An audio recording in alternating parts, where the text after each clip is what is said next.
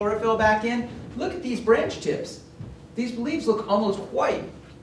This tree has been used to growing in an area that used to get summer water, and now it's not. And the plant is losing its chlorophylls and it can't afford accessory pigments. It is basically living on its stored reserves, and so it's investing $1 in vegetation every year, and it makes about 98 cents back on that every year. And it's been dying back slower and slower and slower as we go. So these are some of the obvious responses. This is chronic drought stress. More severe acute drought stress looks like this. The plant wilts. Why would a plant want to wilt? Because it runs out of water. Well, it's great because the leaves, when they fold down, they don't get sunburned. And sunburn is a real problem for plants. And some plants can't do this because they have really hard woody leaves, plants like rhododendron. This is sunburn on a rhododendron. And you can get sunburn even on a thoroughly watered plant. It just means that the accessory pigments that this rhododendron was burned when they took a tree out from over it, and it fried because the chlorophyll and the pigments have not been tailored to that light environment. And this ends up having to drop all those leaves eventually and regrow them. But what you also get, and I can't really show you a good picture of, is stunted growth. When it happens early on in a plant's lifespan, the plant learns, and I'm using the term loosely because I know it doesn't learn, but it causes a hormone shift in the plant, and the plant starts sending a bunch of its energy into exploring for more water rather than growing more top. That makes sense. If you run out of food, as a little kid, you learn, hey, you learn to eat more. It changes the way your body physiology goes too. So, not all plants show stress, and water is key for sugar production. I'm just going to say, no water for the plant, no defense. Water doesn't just mean water to drink for a plant, it means food, because it's a key point in photosynthesis. So drought response is an evolving field, and it involves a feedback loop between all these various different things. And we're familiar with what genes are and fluctuations in stomatal closure and that kind of stuff. We're familiar with photosynthesis and metabolism. These all feed back to each other. And and when we see the dramatic examples of that, we get plants that are drought deciduous. Blue oak in California is drought deciduous. So we have problems with this every year. People cutting blue oaks down or cutting those ukes down along the coast because they think they're dead. They're not necessarily dead. This tree is simply taking the water from its leaves, and it's figured out that if it's run out of water, the best thing it can do is just pull all the water from its leaves back into the plant, all the chlorophyll, everything, disassemble it, store it in the trunk, drop the leaves, and just live on its savings for the rest of the year. And that's a really smart strategy, but not all plants have grown up with drought to be able, or evolved with drought to be able to handle that. But it allows them to retain water and store nutrients. But there are plenty of plants that, and this is buckeye, that again, this thing, it's May, it's just finished flowering and it's already going deciduous. This is a very dry year. Look, the grass is already brown on this year. So this thing is also doing it, and I know buckeye is a complicated story. It's got pathogens and other things going on that are influencing this. Yeah, for the bees. Stuff, yeah. So, but there are plenty of plants that are not drought deciduous. So this pine is sort of a yellowy green color, and it's not gonna come back. So in general, most evergreens and conifers are not drought deciduous, and they often don't show drought stress until it's too late. This thing was, even though we got enough rain, this was taken this year. We got enough rain to get the grass green. This thing was dead 2 months before, and it was just a Christmas tree. You cut the Christmas tree off, it's still green, it's fine, and it takes it 6 weeks to dry out. That was the problem. This thing didn't make it past this last winter, and it got no irrigation. So we're going to talk. So one of the problems is that a lot of times trees will begin dying, and they're going to begin dying not just because of a lack of water. Yeah, sometimes a lack of water, like in this case, will kill the plant all by itself. But in many instances, what it does is it weakens the tree enough to allow something else to come in and nail it. So, a quick tour. We will go look at a quick tour of pathogens. Here's redwood. I want to mention that you can tell if your redwoods are drought stressed, at least though, because redwoods record drought in their needles. So from this redwood that we're looking at here, they've changed the conditions. The willows out there, they're fine, but they put horses in here, they compacted the soil, everything's dried out, there's no irrigation, and this is in Nevada. It's not a place where redwoods would normally thrive. This is from the interior of the canopy. So you'll notice the needle lengths are all about the same, and this saw very little light, so it saw very little stress, and it's close to the bottom of the canopy, so it got water. So, but it's dying now. This is from the bottom on the outside. You can see the needle lengths every year got critically short in the summer times. This plant was drought stressed even at the very bottom. And at the top, the needles never got to actually be needles. They just ended up being scales like cypress and things like that. So this plant is telling you, right, this has been dealing with serious drought stress for years before it ever started turning brown and you get the call, what's wrong with my redwood? Well, what's wrong with your redwood is it's planted in Nevada. So some of the things that we look at that attack plants that aren't just drought stressed, they attack drought stressed plants. Botrisphaeria, I know these don't have really great names. This is called branch dieback in oaks. It's called diplodia in oaks. A lot of these fungi have different names because they were named back before they realized they were the same thing. This is an opportunistic pathogen. So it's one of those pathogens, you know, you hear people say, if I can just make the tree healthier, it'll survive. It'll fight the disease off. That's true for Botrisphaeria and diplodia. Those are termed opportunistic pathogens. But there are also things like primary pathogens that your tree can be as healthy as the day is long. Those things, if they get the disease, they're going to die. Think Dutch elm disease, think chestnut blight, think sudden oak death. These three diseases thrive best on the healthiest trees they can find because they kill them the fastest. And they can reproduce the best on them. Although that doesn't apply to sudden oak death. But, so it's got a huge host range. We're used to seeing this. You can tell that this is not just regular drought. You've got the branches dying back and the rest of the tree is still looking pretty healthy. This tree's totally fighting, struggling to survive, and these branches are getting nailed by something else that's coming in and taking advantage of the fact that the oak can't defend itself very well. So that's what it looks like on oaks. This is what it looks like on giant sequoia. Giant sequoia hates being planted in well-watered landscapes. It can't defend itself against lots of water in the summertime. So it's killed the top of the tree. It's killing off a bunch of different branches. Redwoods, on the other hand, if you plant them along Coast 101, they get Botrisphaeria when there is no water. And then Madrone and Manzanita, these things are driven to get diseases when they don't have enough light. Madrones and Manzanitas thrive on sunny locations. What's wrong with this picture? What's wrong with this picture is Douglas fir has come in. And so these things are dying, and the only thing, you can fix all these problems. All you have to do is improve the growing conditions. You can go to UCIPM usually to find that stuff. And I'll give you links to that at the end. So Phytophthora, I already mentioned, it's a primary pathogen. It doesn't, since it's dependent on water to spread, we are not going to see a lot of spread of it this year because we haven't had much rain. But already infected oaks in drought situations need water, and there isn't any water, so we see the oaks and tan oaks that are already infected dying in drought years. But sudden oak death isn't the only Phytophthora. We have a bunch of other Phytophtheras out there. Anybody hear of Waldsterben or hear of the Black Forest decline? They had big problems with this in Germany a few years ago. And it ended up being a combination of atmospheric pollution and exotic Phytophtheras being brought into the forest and wiping out their native oaks. And these things are nasty. They produce no above ground symptoms. This is just the bleeding of the, this is a symptom. They produce no above ground signs. They don't produce a mushroom or anything you can see. This plant is bleeding, and when we cut into this is Portuguese laurel. We find here's the color of the living tissue, and here's the stuff where the Phytophthora, and those bleeding spots you saw that were on the outside, this is where it's bleeding, this is fresh oozing from the inside. This is all you see for a Phytophthora. And most of them are in the soils. And China Camp, after getting wiped out from Phytophthora amorum, sudden oak death, has now got Phytophthora cinnamomi in it, and it's clearing out all the stuff that survived the first thing. It's just China Camp's hammered. They're all soil-borne, they all require water to infect, and these are common problems when people try to save their drought-stressed trees by drowning them.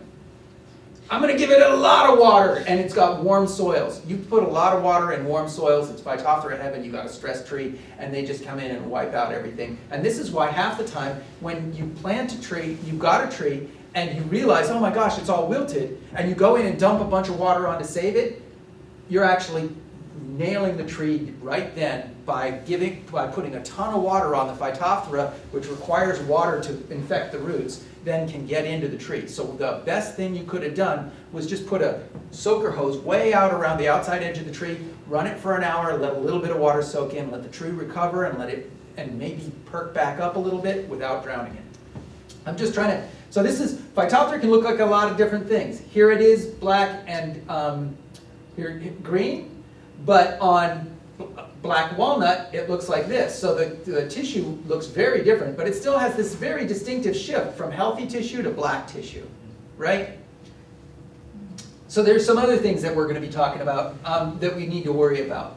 And it's not just Monterey pine, it's all of the allied pine. So if you've got bishop pine, if you've got knobcone pine, if you've got any of these things out on your property, this is a pattern you're going to see. So you get red turpentine beetle. This is a beetle that you can see the hole there, and all the pitch is oozing out around that hole. It's called Dendroctonus valens. They're about this long. They're rust red, but you hardly ever see them. You got to dig them out of the tree if you really want to see them. And these are really obvious, and a lot of people think this is the big problem. The trees can often handle even 10 or 12 different tunnels on a tree and survive it. It's the little ones, you know, and these turn white with age. This tree, you can see the white tunnels at the base. This tree has had this problem for years, and it's still surviving. Well, and it's going on its way out. But it's this little tiny beetle, smaller than a grain of rice, that attacks halfway up the trunk, the five-spined ips, that leaves these distinctive Y-shaped galleries. That's what's killing the trees. These are the real killers in the whole thing.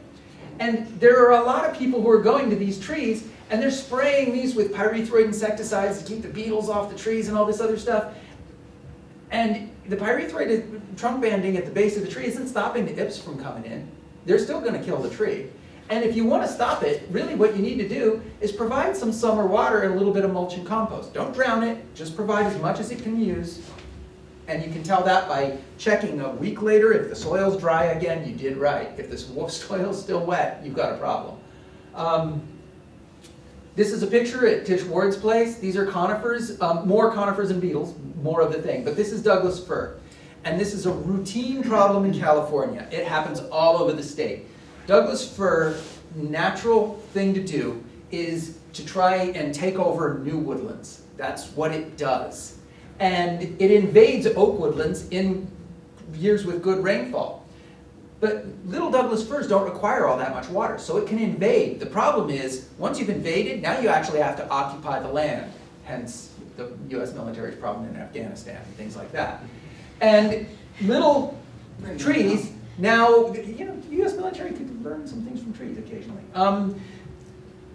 Saplings don't require a ton of water, big trees do. As all these trees begin growing, they begin competing with one another for water. And all of a sudden, you get one drought year, and there isn't enough water to go around. These beetles now, the trees cannot defend themselves from beetles. And the beetles that go and invade these, so this is the situation, you know, if we were talking about fire, if your house is right up here, you're probably worried about that. This is quite a bit of fuel buildup. But you can talk to Carol Leon, she's already talked about that. The Douglas fir engraver beetle. Again, this is a beetle that's tiny, you'll probably almost never see it. It's smaller than a grain of rice, but it attacks these Douglas fir, and it's what's causing them to die.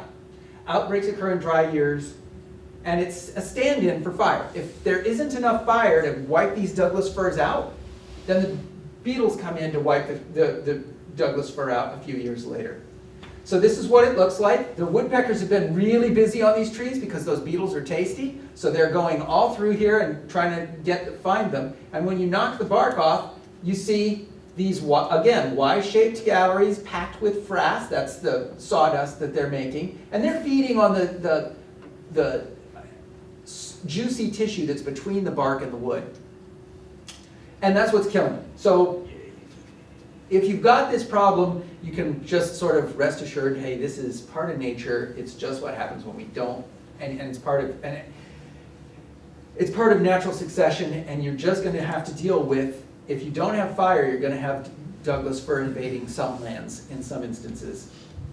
And go get your chainsaw.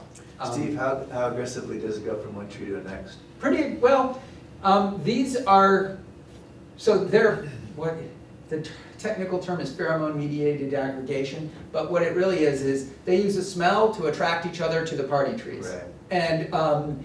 And so once you get one tree that's really stressed, and it'll attract thousands of beetles from the surrounding hillsides, and once they get to a certain population density, they can overwhelm the defenses of even fairly healthy trees. So you ended up with these patch kills. And that's what we typically see, is it starts to spread from the trees on the really dry sites and then starts killing the trees at the margins of the sites until you have trees that are so healthy they can even fight off 1,000 or 2,000 hits, and the party stops there and they fly to someplace else searching for some new. So you end up with these big patch kills. But often you'll find that when you have these single age stands that occur after great big forest fires, all the trees are about the same age, they all grow up, they're all about as drought stressed. You'll find in Tahoe or in Colorado that these things go on for miles, you know. But in nature, where you had patchy fires and distributions, you wouldn't have miles of mono-age stands, so you wouldn't, it's not natural. But it's party time for the beetles. So is there pruning time? Should you be careful when you actually go out and prune those trees? If you're pruning living trees, yeah, they're also attracted to the smell of cut limbs, so basically any time from April to September is generally a bad time to prune. You want to prune when the beetles are dormant, and that's generally speaking after September. Although we've had some warm, dry years, sometimes the beetle flights, if it's been a really warm October, you'll still find them flying. But they're just, I wouldn't worry about it too much in October, because there aren't 1,000 of them flying. So if you've got a tree that's reasonably healthy, pretty green, and it's been getting at least a little bit of water, you can probably prune safely. And tarp firewood? You can cover, If you have that beetle? if you have this beetle, you probably want to cover firewood if you're cutting into the trees that have active galleries in them. Yeah, and you'll cover it with clear tarp, because if you use black tarp, these beetles fly toward light. If you use black tarp and there's one tiny pinhole in that tarp, they will fly to that pinhole. And they've got really strong jaws. They chew right through trees. So they can go through your tarp, no problem. Clear, that doesn't tell them where the light is, so they just fly toward the sun, wherever that is. And they don't have an edge to work on, so they can't chew through. Ambrosia beetle, this is something that only works in oaks and a little bit in laurel trees. And this is a little harder to deal with. It has a similar lifestyle, but instead of eating the tree, this tunnels all the way into the wood. And it brings this fungus with it called ambrosiella. That's why it's called an ambrosia beetle. And ambrosiella, it lines the tunnels with the fungal spores. The ambrosiella grows into the tree, and the beetle eats the fungus. It doesn't eat the wood. So you can chock this tree full of pesticides all you like. Since it's not eating the wood or the tissues, it's not affected, really, unless it's a contact insecticide. And you can try and load this tree up with fungicides, but it's in the fungus grows in the wood, which is pretty dormant, and so there's not a whole lot of movement of fungicides into the wood, so you can't stop this once it gets moving. And this is what it looks like on the outside of the tree. This is a pinhole-sized hole, and this is very delicate frass, and you care because this is what it looks like on the inside of the tree when the tree snaps off. And this will happen on green trees. These guys come in and kill drought-stressed trees. They can sense them like, okay, so they see in the infrared. So just like we can see a patch of bananas all the way across the supermarket and say, those bananas on that side of the table are green and those bananas on that side of the table are yellow, so I'm going to go look at the yellow ones. The beetles see the oak trees in the same way. And they go over there and then they sniff them, and if they decide they smell right, and they start boring in and they start farming those oak trees. And the oak trees don't have to be, we can't see them as stressed, but the beetles sure can. If you've got trees if you've got trees that have this kind of stuff, this means the tree's structurally very seriously compromised. It's time to get rid of it even if it looks green. Because it looks like this on the inside. And yeah, the beetle galleries aren't helping the tree. Oh, this is the mother gallery here. And see all those little dark holes? Those are the babies going straight down through the tree. So this is a 3D mosaic of tunneling that's going on in the tree. And the ambrosiella is digesting all the wood. which makes it basically punky and soft, and that's why the trees don't stand up anymore. Okay, so I sort of covered this. They see and smell drought stress, so you want deep, infrequent summer waters. You take you take your soaker hose, you run it around the drip line maybe once a month. You run it long enough to let the soil soak in 12 inches down, which means you need to be digging or use a soil probe or something to figure this out. Once it hits 12 inches down, cut the water off and let it dry out for another month.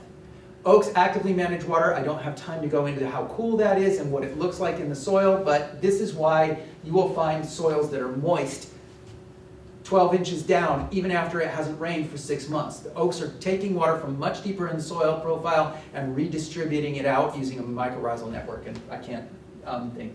A couple other points. This is commonly known as alcohol flux, and it's not normally associated with beetle tunnels, but in the Sonoma Valley and some of the other warm areas of Sonoma County, the beetles and the alcohol flux have apparently some kind of synergistic relationship. So if you see this, it can be worrisome. This is not a sign to worry on your oaks normally, but you need to check. And if it's coming out of a perfectly round hole, it's coming out of ambrosia beetles tunnels, and you do need to worry. But most of the time you'll hear from arborists, oh, it's just alcohol flux, it's no big deal. They should be checking. So, management recommendations. All these trees require proper cultural care. I know that we're often talking about trees, though, that are growing in forests, and there is no such thing as proper cultural care. Proper cultural care of a forest tree is to leave it alone or, periodically thin stuff out underneath them. But you can't, so I don't know exactly, that's why I have a question mark after proper cultural care. It's going to be a value judgment on your part saying, do I want to drag soaker hoses all the way out there, or can I even do it? Don't assume that brown trees are dead. A lot of people assume these eucalyptus trees are dead. All they have to do is look up. They're still green at the top. These trees are very much still alive. If they're, look for decay fungi and look for beetle attack. Those are good signs that a tree is dead. If the trees aren't done, probably it's a good idea to prune these ukes. This is right by a roadside. Roadsides are great sources of ignition. Somebody throws something out. This is exactly what Carleone was talking about. Not good. Ladder fuels going all the way up to the top. Fine fuels. You don't want that. As soon as these grasses dry out, this is going to be a recipe for a disaster because these are planted in a row along a roadway near power lines and near a town. All it's going to take is one of those trees getting lit, and it's going to go right down the road. It's going to cut the power. It's going to, the whole 9 yards. And if you think I'm kidding, I know it's a little bit of, I don't really want to scare everybody, but the Oakland fire in 1991 followed this exact scenario where we had drought years and then we had a hard frost and all of the eucalyptus trees in Oakland looked like this just before the Oakland fire broke out. And that's what we see all around West County, Sonoma. So it isn't trivial. I'm not trying to scare anybody, I'm just saying you shouldn't ignore it either. We've been there before. If the trees are dead, then you reduce the amount of standing fuels to CAL FIRE clearances. We've gone over that. And for down fuels, you lop them below knee height and or chip, and that's it. I will have this presentation. It is probably online already. My Vicky was loading it this morning. So if you were writing things down and I went too fast, you couldn't quite catch everything, you can just go, the only thing you have to write down is this.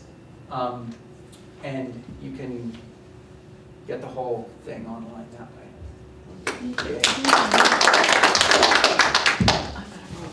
All right, do we have any questions? I know we ran over time a little bit, but feel free to fire any questions, last minute things you have to get out. All right, well, thank you very much, folks, for coming and participating on Brown Bets, and we'll hope to see you again in June. We'll have another presentation focusing on conservation grazing. All right. If you want to. Thanks, guys. I also Cut. wanted to send Even you age. the- Yes. Oh, yeah, I missed your presentation. It's all dying at once. It's on Canyon Road. Yes, I've been That's out talking, of yeah. Guyville.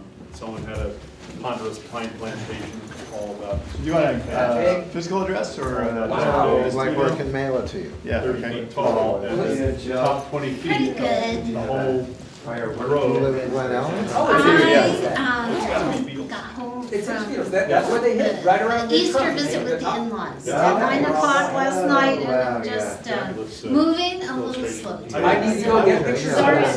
Okay. Yeah, appreciate that. Okay, so maybe I'll go, maybe I'll go Sorry. twist around and see if I can't get you there and go show that to me. Do you live near? The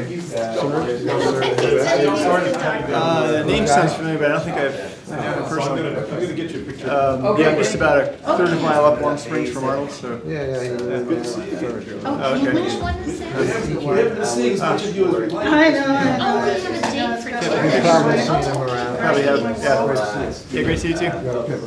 It's busy when you're having a good Okay. day. Yeah. Someone left. We are, we got some good Sounds good, Miss brainstorming Steve. going on during our session today. Good one. So is that And thank you. that's a Saturday? It is, And it's that Saturday, one.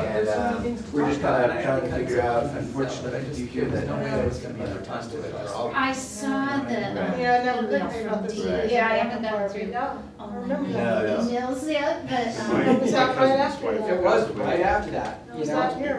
So, Jim, yeah, Jim it's Cosby's gonna be, cousin. it's gonna be interesting, because if you Yeah. drive out, you've probably seen it, you drive out Walk toward up Denton. Wallace, you drive out toward, Yeah. Yeah. what's we need the, to put the. two Oh, rocks, yeah. you see all those long strips of ukes near the road, Yeah. they're all But anyway, frosted. if you Most could of touch base them with Steve don't about have that, one. I anything can definitely do that. No, they just We're lead, just like, trying to get a what's the name of that town, contingency Valley plan Ford? Yeah. There's big strings of ukes on the sides of the road that lead into town, and all the things are like 1900 era farmhouses that are all shaken, you know, and it's like, all it's gonna take is one cigarette, and it's gonna go It seems right like we down had the road. talked about Right, exactly. Cigarettes are actually Some- very.